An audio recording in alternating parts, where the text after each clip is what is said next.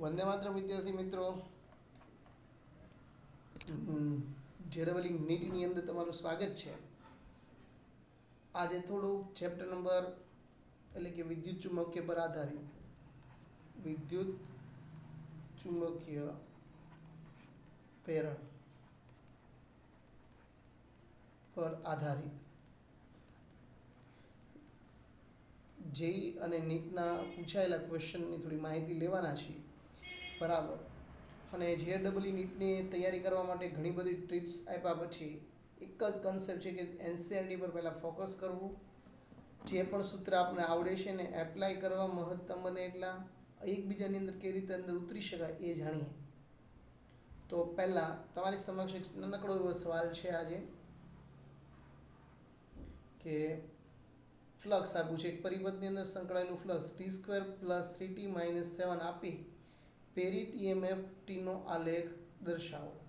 Option આપ્યા છે તમને બહુ બધા, A, B, C અને D. ગ્રાફનો જવાબ આપવાનો કીધો છે. બરાબર. અને જવાબ ત્યારે જ મળશે તમને એનું જે છેલ્લું પરિણામ મળે ત્યારે. બરાબર. તો તમને ખબર છે પ્રેરિત EMF ફેરેડેના નિયમ અનુસાર, કારણ કે કોઈ રિંગ એવું કંઈ કીધું નથી, તો EMF = d∅/dt. કિંમત મૂકીએ તો શું થાય? -d/dt. આખું સમીકરણ મૂકીએ t² + 3t - 7. જો એમનું સાદું રૂપ આપવાનો પ્રયત્ન આપણે કરીએ તો શું મળશે? -2t + 3. ખબર છે, બે ઘાત આગળ ઘાત જેટલી છે એટલે ઓછી થાય ને અચળ પદનું 0. બરાબર. તો આ સમીકરણ તમે જુઓ તો -2t - 3. બરાબર. તો આ સમીકરણ y mx c સાથે સરખાવી શકાય. સરખાવતા ઋણ અંતઃ ધરાવતી સુરેખા જોવા મળે છે. માઇનસ છે એટલે કેવી કહેવાય? ઋણ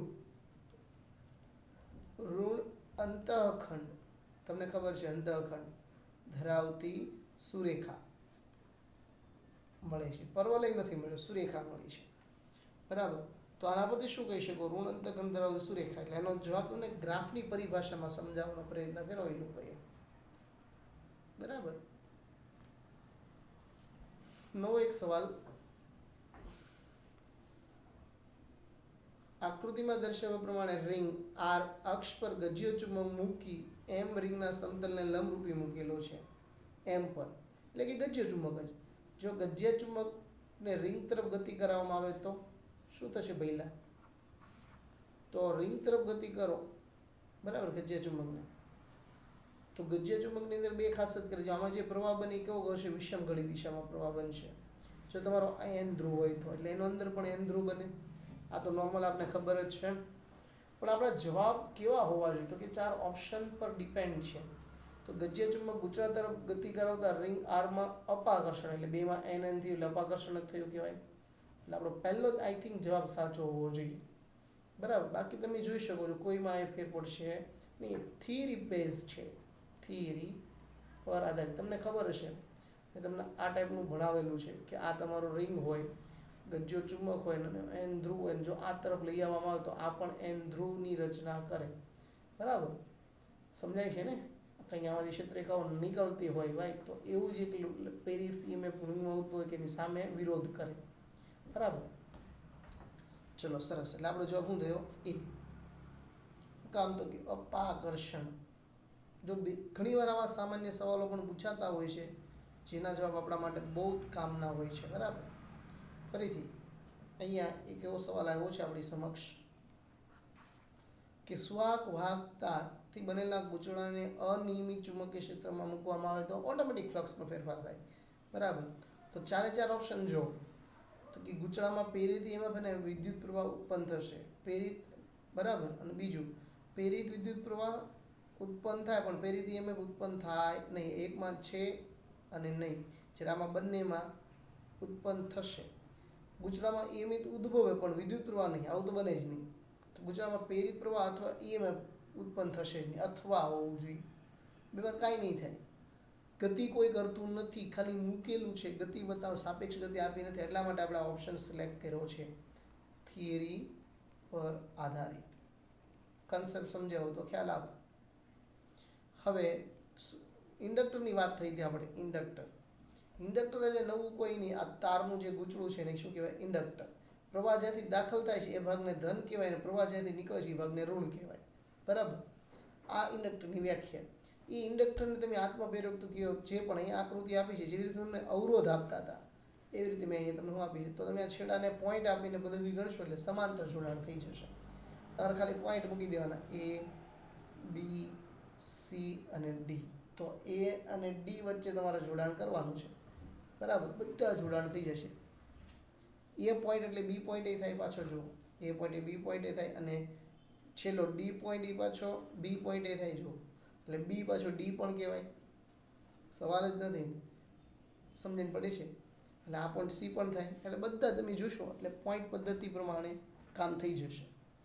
અને સમાંતર, 3 સમાંતર જોડાણ છે એટલે 1 આવે, 1/1 સાદુરૂપ આપો 3/3 એટલે જવાબ શું આવશે? એ. ઇઝી હતા ભાઈ આવા દાખલા તો. આગળનો વિદ્યુત ચુંબકીય પ્રેરણ અંગે ફેરેડેનો નિયમ બધાને આવડે છે. બદલાતું જતું ચુંબકીય ક્ષેત્ર વિદ્યુત ક્ષેત્ર ઉત્પન્ન કરે. બરાબર. આગળ લેન્ઝનો નિયમ નીચે બધી કયા પરિણામનું ઉર્જા સંરક્ષણ યાદ હશે આપણે બધાને? દળ સંરક્ષણ, વેગમાન સંરક્ષણ અને વિદ્યુતભાર સંરક્ષણ અલગ વસ્તુ છે.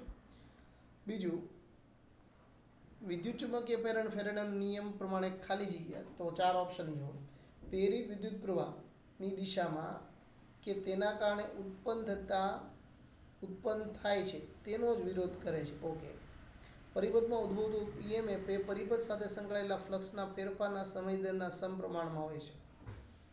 બરાબર. ઋણ મૂલ્ય આવે. બરાબર. અહીંયા ઋણ મૂલ્ય રહી ગયું છે. પ્રેરિત ઈએમએફની દિશા તે જેના કારણે ઉત્પન્ન થાય છે તેનો જ વિરોધ કરે છે.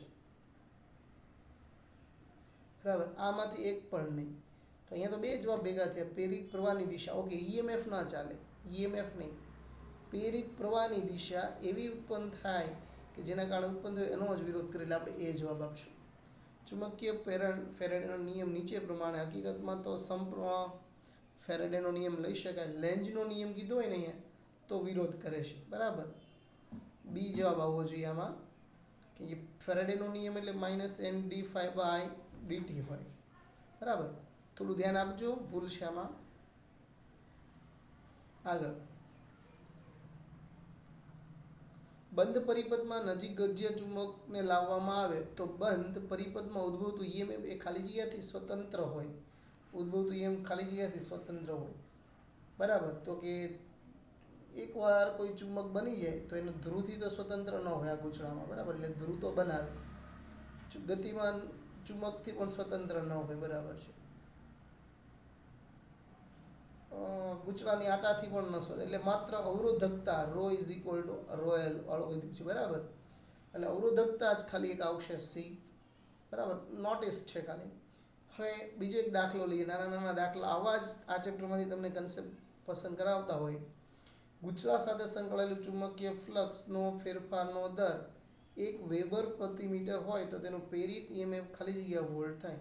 તો આરામથી ફોર્મ્યુલા છે 1 વેબર પ્રતિ સેકન્ડ = વોલ્ટ. તો મિનિટમાં ફેરવો એટલે 60 1/60. એ જ વ્યાખ્યા છે આપણી ફેરેડેની. બહુ સાદા સિમ્પલ છે. સમાન ચુંબકીય ક્ષેત્રને લંબરૂપી 1 મીટર લંબાઈનો તાર 10 મીટર પ્રતિ સેકન્ડના વેગથી ગતિ કરે ત્યારે તેમાં ઉદ્ભવતું પ્રેરિત ઈએમએફ 1 વોલ્ટ ઉત્પન્ન થાય છે. તો ચુંબકીય ક્ષેત્રની તીવ્રતા ખાલી જગ્યા છે. તો જો પહેલી વાત, તો સમાન ચુંબકીય ક્ષેત્રમાં 1 મીટરનો તાર છે એટલે આ ચુંબકીય ક્ષેત્ર હોય. એનો મતલબ કે અહીંયા તાર પડ્યો છે તો એ ગતિ કરવાનો છે. એટલે એનો મતલબ ગતિકીય ઈએમએફ ની ફોર્મ્યુલા શું થાય? તો કે ઈ બાલવીર. બરાબર. BVL એટલે બાલવીર. આપણે એને નામ આપીએ છીએ. બીને કરતાં બનાવતો થાય EMF/VL. EMF 1 volt 10. બરાબર. ને લંબાઈ 1 એટલે આન્સર આવશે 0.1 ટેસ્લા. 0.1 ટેસ્લા એટલે સી. નવો સવાલ. સ્થિર ગૂંચળામાં અક્ષ તરફ એક ગજિયા ચુંબકની ગતિ કરવામાં આવે. જો ગૂંચળું છે, અક્ષ તરફથી ગતિ કરવામાં આવે છે, તો ઉદ્ભવતું ઈએમએફ ઈ એ ગૂંચળાનું ચુંબક તરફ સમાન ઝડપથી ચુંબક ગતિ કરવાનું શરૂ કરે તો પરિપથમાં ઉદ્ભવતું ઈએમએફ. બરાબર. ચુંબકની ગતિ શરૂ હોય અને તેનું ઉદ્ભવતું ગૂંચળા દરમિયાન ગૂંચળું પણ ગતિમાં કરે, એટલે બે બાજુ થયું. આ પણ ગતિ કરે, આ પણ ગતિ કરે, એટલે આ પણ વી આવે, આ પણ વી આવે, એટલે બંનેથી ઉદ્ભવતું ઈએમએફ 1, આનું ઈએમએફ 2, એટલે બેનો સરવાળો થાય. E is equal two E1 plus E2, એટલે કે બમણું થશે બે ગતિ હોવાથી. બરાબર. નોલેજ પર આધારિત છે એમ જ. હવે જો વિદ્યુત ચુંબકીય પ્રેરણની ઘટના ઉદ્ભવે એવા પ્રેરિત ઈએમએફની દિશા ખાલી જગ્યાના નિયમથી આપવામાં આવે, લેન્ઝના નિયમથી આપવામાં આવે હંમેશા. બરાબર. પ્રેરિત ઈએમએફની દિશા લેન્ઝનો નિયમ કરે ને નિયમ ફેરાડે નક્કી કરે છે. દિશા કોણ નક્કી કરશે? લેન્ઝનો નિયમ. પ્રેરિત ઈએમએફની દિશા લેન્ઝનો નિયમ નક્કી કરે પ્રવાહની વિરુદ્ધ દિશામાં. આગળ, જો ચુંબકીય પ્રેરણની ઘટનામાં પ્રેરિત ઈએમએફ ઉત્પન્ન થતું હોય એ માટે ગૂંચળા સાથે જોડાયેલું ચુંબકીય ફ્લક્સ પ્રેરણની ઘટનામાં પ્રેરિત ઈએમએફ ઉત્પન્ન થવા માટે ગૂંચળા સાથે ચુંબકીય ફ્લક્સ વધઘટ થવું જોઈએ કે ઘટવું જોઈએ? બેમાંથી એક થવું જોઈએ. આપણે ચોખ્ખું ન કહી શકીએ ને, આપણે ચોખવટ નથી કરી કે ગતિની દિશા કયો ધ્રુવ, ગતિની દિશા એન ધ્રુવ, એસ ધ્રુવ, કંઈ કીધું જ નથી. નજીક જાઓ છો કે દૂર જાઓ છો એવી કોઈ વાત નથી કરી. એટલે ઉતાવળમાં એવું ન કહેતા કે વધવું જોઈએ, ઘટવું જોઈએ, અચળ રહેવું. એવું બને ને, દૂર જતું હોય, નજીક આવતું હોય. બે ઓપ્શન અવેલેબલ છે, એટલા માટે આપણે એનો ડી આન્સર આપ્યો. ઘણીવાર આવા જ દાખલા ખોટા પડી જાય છે અને પછી આપણા માર્ક્સ જતા હોય છે. ચુંબકીય ક્ષેત્રને ફ્લક્સ ઘનતા એટલે શું? આપને ખબર છે, આમાંથી એનો એક પણ એકમ નથી ફ્લક્સ ઘનતાનો. બરાબર. કંઈ કે બધા આ વેબર, મીટર, આવા એકમ ના બની શકે. બરાબર. ઘનતા, ચુંબકીય ફ્લક્સ ઘનતા વી અપોન ફ્લક્સનો વેબર પ્રતિ સેકન્ડ અને વી નો મીટર ક્યુબ. તમે તો છે જ નહીં કે ઓકે, એટલે એમાંથી એક પણ નહીં. એલ લંબાઈનો તાર વી જેટલા વેગથી બી ચુંબકીય ક્ષેત્રમાં ગતિ કરે તો તારની અવરોધકતા હોય તો તારનું ક્ષેત્રફળ એ હોય તો તારમાં પ્રેરિત પ્રવાહ તો શું થશે? તો કે એના સૂત્ર જેટલું થાય. એલ લંબાઈ છે ઈએમએફ બીવી એલ, એટલે આને તમે ગુણો અને ભાગો ઘનતા બનાવ્યું હોય નીચે તો એલ વડે ગુણતા અને એલ વડે ભાગતા રો વી એલ ગુણ્યા એલ, એટલે ક્ષેત્રફળના છેદમાં એલ લંબાઈ આટા દીઠ. બરાબર.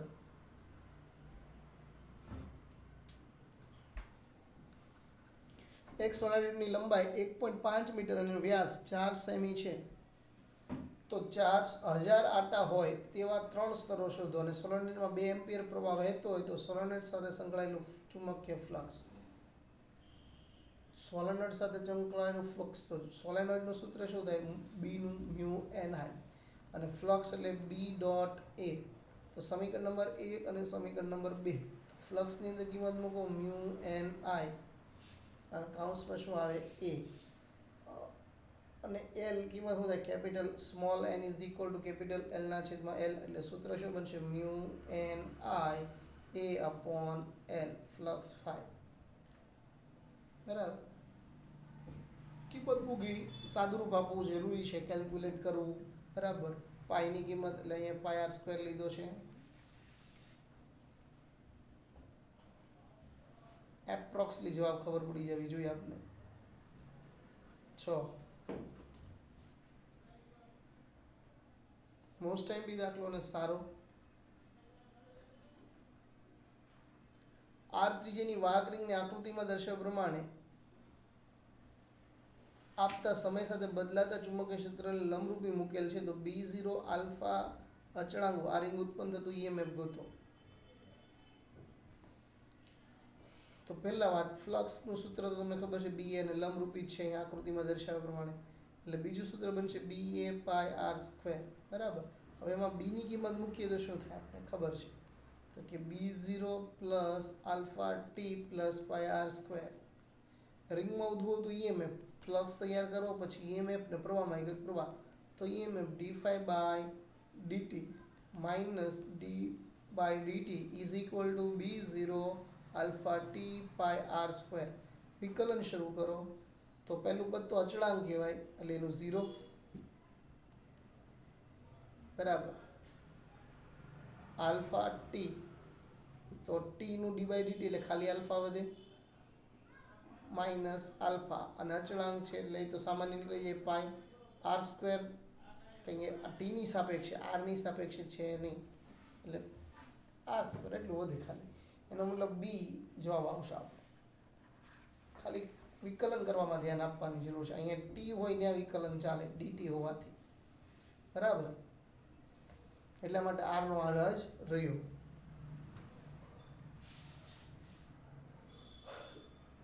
ઝડપથી આનો જવાબ આપો વિદ્યાર્થી મિત્રો. તમારે જાતે આપવાનો છે, દિશા ગોતવાની વાત છે ખાલી. 2002 હતો JEE માં.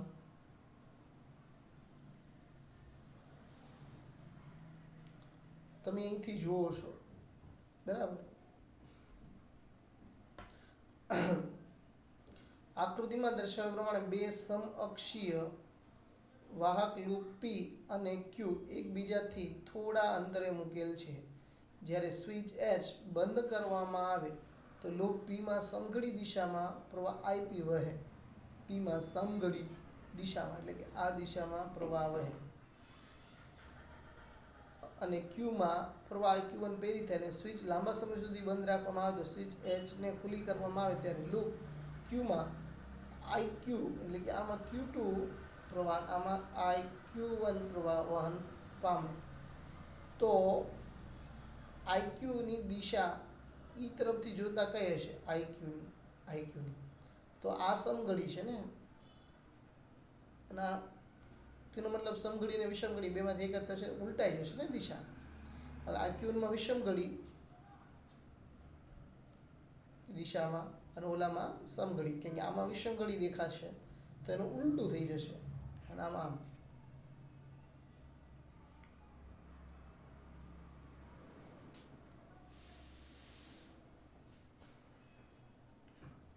બે જ વસ્તુ ગોતવાની. પહેલા તમે ફ્લક્સ ગોતી શકો, પછી ઈએમએફ ગોતી શકો અને પ્રવાહ. જો તમે ડાયરેક્ટ ગણવા માંગતા હોય તો પણ ગણી શકાય. ઈએમએફ ની ફોર્મ્યુલા મૂકો તો ઈએમએફ ની ફોર્મ્યુલા શું હોય? Minus D by DT. તો આમાં કિંમત મૂકેલી શું થાય? 1/r D by DT. Short કરીએ છીએ સૂત્રને. આની કિંમત મુકાય φ2 માઇનસ φ1, અથવા તમને જે પણ પ્રેરિત ઈએમએફ આપવું હોય તો I is equal two -1/r. અને ફ્લક્સની સૂત્ર મૂકશો એટલે શું મુકાશે? D by DT B N A 1/r બરાબર. બી અચળ એન એ અચળ નીકળી જાય, એન અને એ તો ડીબી અપોન ડીબીટી બરાબર. માત્ર બી ચુંબકીય ક્ષેત્ર બદલાય છે. રકમમાં શું કીધું છે? તો કે 200 આટા લંબચોરસ તારના ગૂંચળાનું ચુંબકીય ક્ષેત્ર એટલું ક્ષેત્રફળ ધરાવે. અવરોધ R ગૂંચળાના ચુંબકીય ક્ષેત્રને લંબરૂપે ગોઠવેલું હોય તો ચુંબકીય ક્ષેત્રનો ફેરફારનો દર 100 ટેસ્લા પ્રતિ સેકન્ડ હોય તો ગૂંચળામાં ઉદ્ભવતો પ્રવાહ ગોતવાનો છે. તો અહીંયા રકમમાં જ આપી દીધું છે. અને આ જે ફોર્મ્યુલા છે 100 એટલે કે 1000 ટેસ્લા પ્રતિ સેકન્ડ. એટલે કોઈ મૂંઝાવવાની જરૂર નથી. કિંમત મૂકી દો આમની 1000 બધાની કિંમત.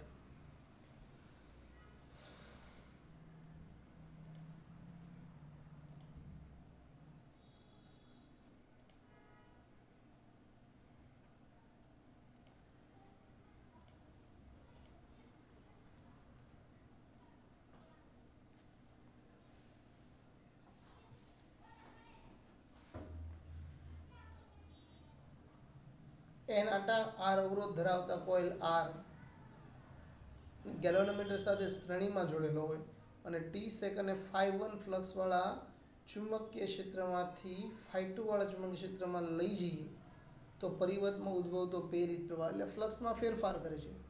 φ1 માં છે ત્યાંથી φ2 માં લઈ જાઓ બરાબર. અવરોધ તમારી પાસે કેટલો છે 4R, બરાબર, અને આટા N છે, બરાબર. R અવરોધ ધરાવતી કોઇલને 4 ઓહ્મ અવરોધ ધરાવતા ગેલ્વેનોમીટરમાં શ્રેણીમાં જોડેલું છે, બરાબર. આટાની સંખ્યા પણ, અને એક ગેલ્વેનોમીટર અવરોધ છે ગેલ્વેનોમીટરનો, અને ખાલી R પણ છે એની સાથે શ્રેણીમાં, એટલે સરવાળો થાય. તો ઉદ્ભવતું EMF, તો EMF ની ફોર્મ્યુલા તો d∅dt, બરાબર. આટાની સંખ્યા n હોય ત્યારે n -n ∅2 ∅1 છેદમાં t થશે, બરાબર. હવે તમારો જે પ્રવાહ છે EMF ની સૂત્રમાં મૂકી છે vi, વીર, બરાબર. v is equal two IR. તો આપણે અહીંયા IR મૂકીએ, અને અહીં n ∅2 ∅1 upon t. કિંમત શું થશે અહીંયા? તો કે I એમાં શ્રેણીમાં મૂકો ખાલી અવરોધ અને ગેલ્વેનોમીટરનો અવરોધ, ફોર્મ્યુલા n ∅2 ∅1 છેદમાં t, બરાબર. પ્રેરિત પ્રવાહ ફોર્મ્યુલા બની ગઈ. તો આ ટાઈપની ફોર્મ્યુલા હશે આપણી પાસે ∅r. સમાંતર કે તો અહીં સમાંતર યુઝ કરો, શ્રેણી કે તો શ્રેણી યુઝ કરો, બરાબર. એક વર્તુળાકાર વાહક લૂપને તેનું સમતલ ચુંબકીય ક્ષેત્રમાં લંબ રહે અને 0.025 ટેસ્લાના સમાન ચુંબકીય ક્ષેત્રમાં મૂકેલ છે. જો કોઈ લૂપની ત્રિજ્યા, જો ધ્યાન આપજો, ત્રિજ્યા કીધી છે, બહુ સરસ કન્સેપ્ટ આપ્યો છે, ના દરથી અચળ સંકોચવા લાગે તો લૂપની ત્રિજ્યા, એટલે મને મોટા ભાઈ એકમ જો તો એના પરથી ખબર પડી વેગ છે, જો 1 mm પ્રતિ સેકન્ડ, બરાબર. વેગ છે અને એની ત્રિજ્યા તો હકીકતમાં r બરાબર 2 જ છે. એટલે આ મોસ્ટ ટાઈમ બી બનશે આવા દાખલા. તો પ્રેરિત EMF મૂલ્ય જોતું છે d∅dt. ફ્લક્સનું સૂત્ર શું થાય? તો કે BA, એમાં A ની કિંમત શું છે? તો કે મને જ નથી ખબર, πr² થાય, સર્કલ છે. સંકલન કરશું એટલે 2πrb થાય ને, 2πrb dr/dt. તો આ સંકોચવાનો દર આપ્યો છે આપણે રકમમાં, કિંમત મૂકી દઈએ, બરાબર. એને વેગ જ કહેવાય, આ વેગ જ કહેવાય, કિંમત છે આપણી પાસે. જવાબ આવશે મ્યુ, પાઈમાં. ઘણી વાર અહીંયા પાઈ દેખાતા હોય એનો મતલબ એવો હોય કે એને મૂકવા જોઈએ નહીં, બરાબર. રકમમાં ઘણા બધા એવા દાખલા છે. ફરીથી આ વિકલન વાળો દાખલો તમારે જ ગણવાનો છે. અંતરરેખાખંડ કેરલા PPPMDમાં પૂછાયેલો, બરાબર. આ અંતર્ગત પહેલો જ દાખલો આપણે શરૂ કરેલ અને એનો આખા જવાબ માંગવાની ટ્રાય કરેલી, કયા પ્રકારનું નથી, બરાબર.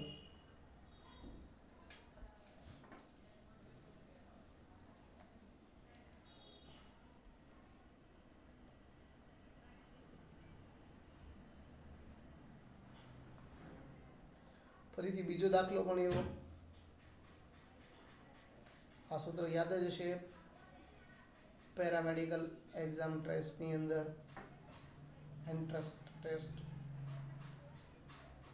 પાછો ફ્લક્સ વાળો દાખલો, પ્રેરિત EMF જાતે કરવું, બરાબર. બહુ ઇઝી છે એટલા માટે આપી દીધો છે ભાઈ, નવાબ વાળો.